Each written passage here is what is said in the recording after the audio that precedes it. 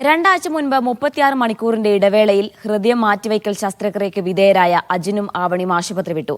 വളരെ പെട്ടെന്ന് തന്നെ അവർ സുഖം പ്രാപിച്ചതായി ഡോക്ടർമാർ പറഞ്ഞു. ഏവർക്കും നന്ദിയെന്ന് അജിനും ആവണിയും പറഞ്ഞു. ഈ മാസം 10-നാണ് ലിസി ആശുപത്രിയിലേക്ക് കേസ് ഓട്ടോയിൽ നിന്നും സന്ദേശമെത്തുന്നത്. പ്രാഥമിക പരിശോധനയിൽ തന്നെ ഐസക്കിന്റെ ഹൃദയം അജന് അനുയോജ്യമാണെന്ന് കണ്ടെത്തി.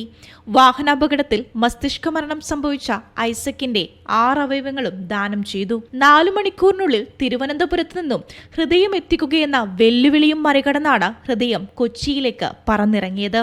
മണിക്കൂറുകൾ നീണ്ട ശസ്ത്രക്രിയ വിജയകരം. 2 വർഷത്തെ കാത്തിരിപ്പിനൊടുവിലാണ് ആവണിക്ക് ആശ്വാസമേകുന്ന സന്ദേശമെത്തുന്നത്. ഹൃദയം ലഭ്യമാണെന്ന വിവരമറിഞ്ഞതോടെ വന്ദേ ഭാരത് ട്രെയിനിൽ ആവണിയും കുടുംബവും കൊച്ചിയിലെത്തി. വാഹനാപകടത്തെ തുടർന്ന് മസ്തിഷ്ക മരണം സംഭവിച്ച അങ്കമാലി സ്വദേശി ബിൽജിത്തിലൂടെയാണെന്ന് 13-കാരിയായ ആവണിയുടെ ഹൃദയമിടിപ്പ്. എല്ലാവർക്കും നന്ദി പറഞ്ഞ് ഇരുവരും ആശുപത്രി വിട്ടു. എനിക്ക് ഹാർട്ട് തന്ന ഐസക് ജോൺ ആളുടെ കുടുംബത്തിന് നന്ദി പറയുന്നു. ദൈവത്തിന് നന്ദി പറയുന്നു. എനിക്കിത് തന്ന ഹാർട്ട് തന്ന ആ ചേട്ടനും ആ കുടുംബങ്ങൾക്ക് നന്ദി പറയുന്നു.